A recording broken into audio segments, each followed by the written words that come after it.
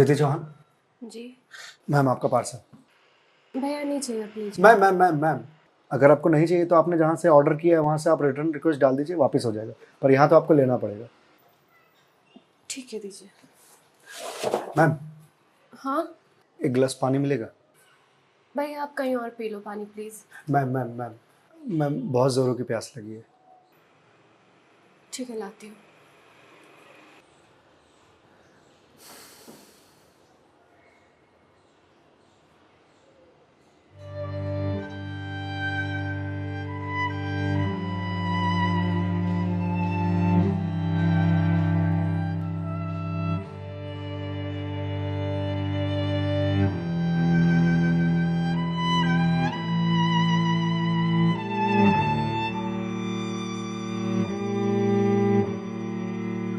लीजिए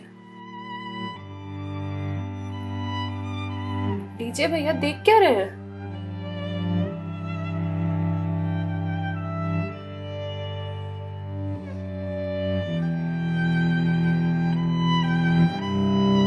मैम आपको कोई दिक्कत है? मतलब आप किसी परेशानी में हैं? भैया पानी पीकर ग्लास दीजिए आप। मैम छोटा मुंह बड़ी बात कह रहा हूँ, पर अगर आप किसी परेशानी में हैं तो आप मुझे बता सकती हैं। भैया आप पानी पीजिए, ज्यादा समाज से भी मत बनिए। मैम दुख बांटने से कम होता है। अच्छा, और आपको किसने कहा कि मैं दुखी हूँ? मैम अगर आप दुखी नहीं हैं तो फिर वो फंदा क्यों लगा रखा है?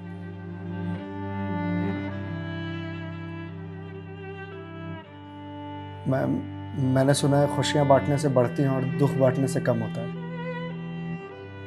मैम बड़े से बड़ा दुख कम हो जाता है अगर आपके पास कोई सुनने वाला हो।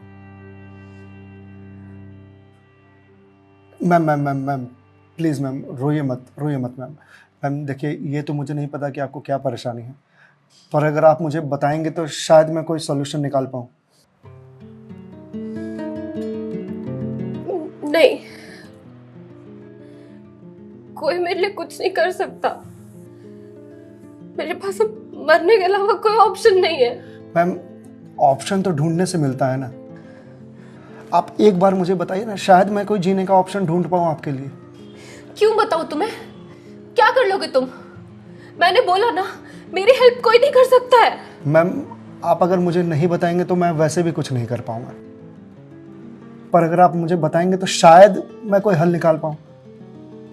और अगर कोई हल नहीं निकला तो आप तो वैसे भी सुसाइड करने जा रहे थे, तो जाने से पहले अपना दुख मुझे बताते जाइए प्लीज।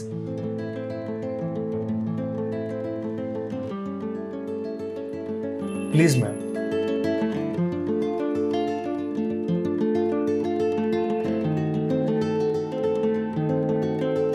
मैं ईएमआईज़ के चक्कर में फंस चुकी हूँ। मतलब मैम? कुछ साल पहले एक कोर्स के लिए मैंने लोन लिया था, फिर उसके कुछ वक्त के बाद एक और लोन, और ये लोन का सिलसिला यूं ही चलता गया। इस महंगाई के जमाने में पैसे की जरूरत तो हर किसी को पड़ती है, मुझे भी थी। मैंने प्राइवेट कंपनी से भी लोन लिए, ज्यादा ब्याज पर, और अब मैं उन्हें चुका नहीं पा रही हूँ। क्यों मैम, आपके पास जॉब तो होगी ना? जॉब थी, पर मैं जिस कंपनी में जॉब करती थी उस कंपनी ने मुझे ये कहकर टर्मिनेट कर दिया कि फाइनेंशियल लॉस के कारण वो मुझे और मुझ जैसे कुछ एम्प्लॉयज को सैलरी नहीं दे सकते। तो मैम आप किसी और कंपनी में ज्वाइन कर लो, बहुत सारी कंपनीज हैं यहाँ तो। तुम्हें क्या लगता है मैंने अप्लाई करने का ट्राई नहीं करा होगा? जॉब नहीं खोजी होगी? बहुत की थी, पर इस रिसेशन के जमाने में जॉब मिलना कितना मुश्किल है कि तुम जैसे डिलीवरी बॉय को क्या पता।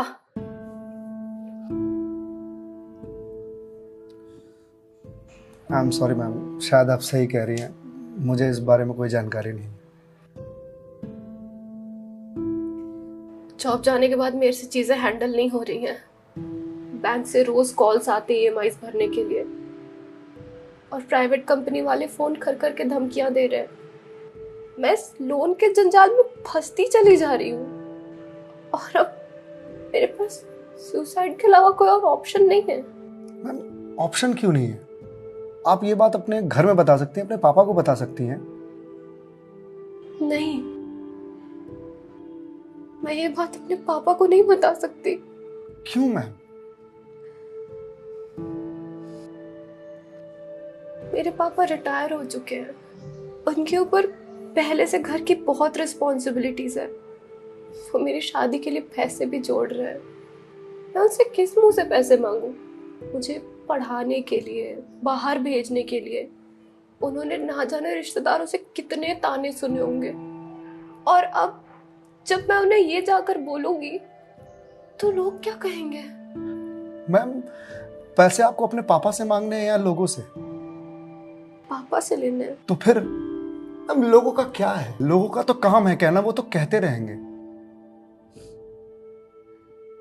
पर मैं किस मुंह से जाके अपने पापा को ये बोलूं? किस मुंह से मांगू पैसे उनसे? जिस उम्र में मुझे उनका बोझ उतारना चाहिए, सहारा बनना चाहिए, उस उम्र में मैं उन पे ही बोझ बनूं?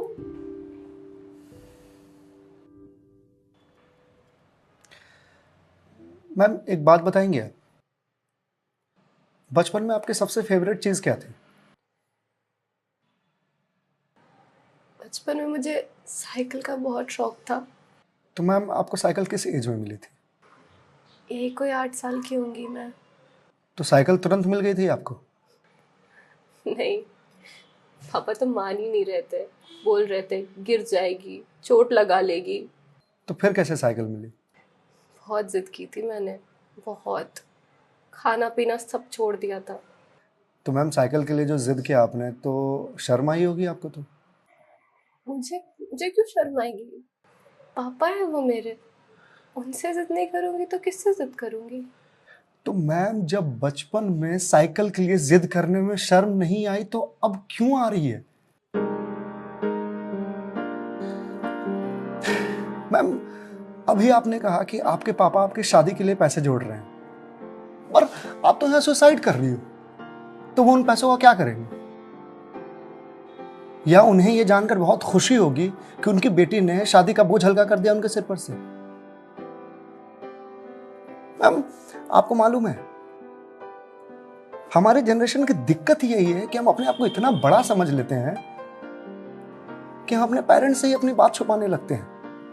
कभी ये कहकर कि पापा मम्मी नहीं समझेंगे, या कभी ये कहकर कि मैं उन्हें परेशान नहीं करना चाहती, या कभी ये कहकर कि हम दोनों की सोच नहीं मिलती है।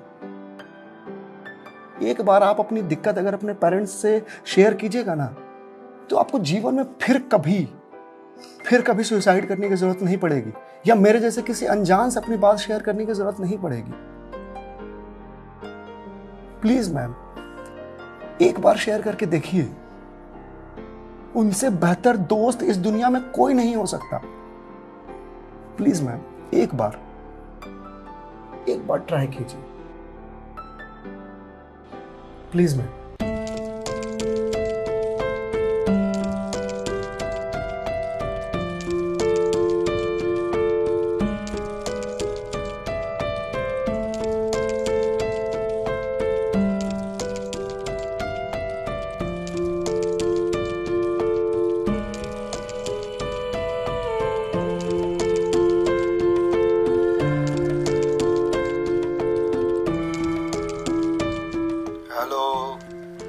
हेलो पापा। हाँ दीदी बोल, कैसी है बेटा?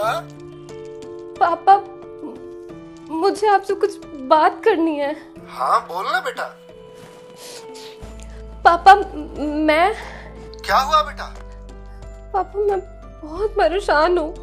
हाँ तो मुझे बता ना, किस लिए परेशान है? अदिति बेटा रो क्यों रही है, बता ना क्या बात है? पापा वो मैंने बैंक से लोन ले रखा था ना,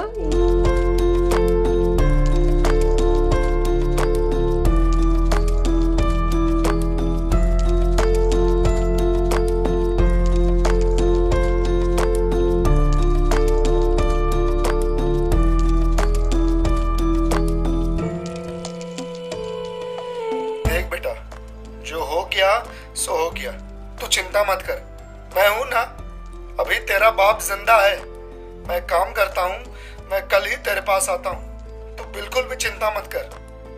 हाँ पापा, आप प्लीज आ जाइए।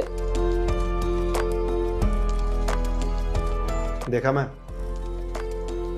आपके पापा आपके एक फोन पर यहाँ आने को तैयार हो गए और आप इतने दिनों से अकेले सफर कर रहे थे। मैम, मम्मी पापा से बढ़िया दोस्त कोई हो ही नहीं सकता। आप एक बार उन्हें दोस्त बना करके तो देखिए। आप सही कह रहे हैं भैया, मम्मी पापा से अच्छा दोस्त कोई नहीं हो सकता है। Thank you. It's okay ma'am, ये लीजिए क्लास। वंस अगेन भैया, thank you so much. It's okay ma'am, bye. Ma'am जी? मेरे पास आपके लिए कुछ है, यही रुकिएगा, मैं थोड़ी देर में आता हूँ।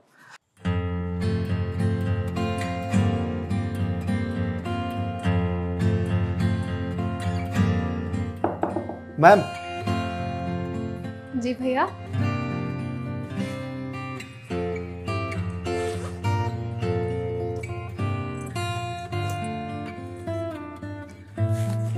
मैम, ये आपके लिए। भगवत गीता? जी मैम। मैम, 2020 का साल मेरे लिए बहुत बुरा था। कोरोना में मेरी जॉब चली गई। पहले के कुछ महीने जो थे वो तो सेविंग्स से निकल गए, लेकिन उसके बाद के कुछ महीने बहुत ज़्यादा टफ था। मेरे ऊपर भी आपके ही तरह बहुत सारे EMIs थे जो मैं पे नहीं कर पा रहा था, जिस वजह से मैं बहुत परेशान था और सुसाइड करने की सोचने लगा था। और एक दिन तो सुसाइड करने निकल भी गया था, लेकिन पापा ने मुझे पकड़ लिया। पहले तो बहुत डांटा,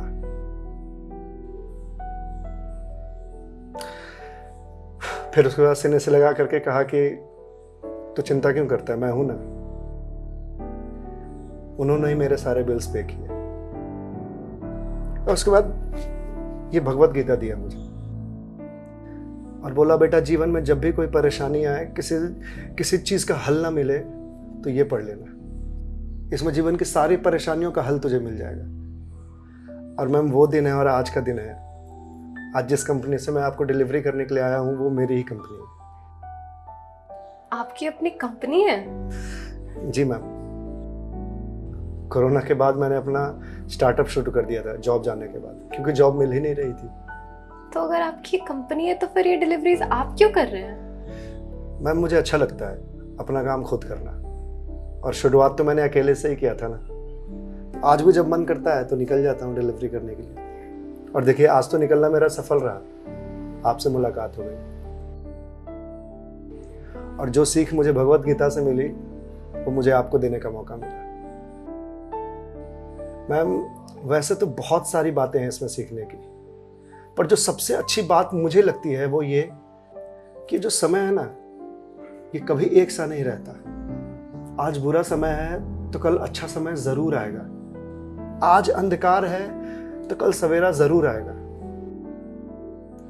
इसलिए कभी भी अच्छे समय में इतराना नहीं चाहिए और बुरे समय में विचलित नहीं होना चाहिए। समय है, कट जाएगा। मैम, इस एक थॉट ने मेरी पूरी जिंदगी बदल दी। मैम, तो अब आप पढ़िए इसको, देखिए शायद आपको कुछ और मिल जाए। पर मैम, जो भी मिले उसे लोगों से शेयर जरूर कीजिएगा, क्योंकि कहते हैं ना, ज्ञान बांटने से बढ़ता है। Thank you.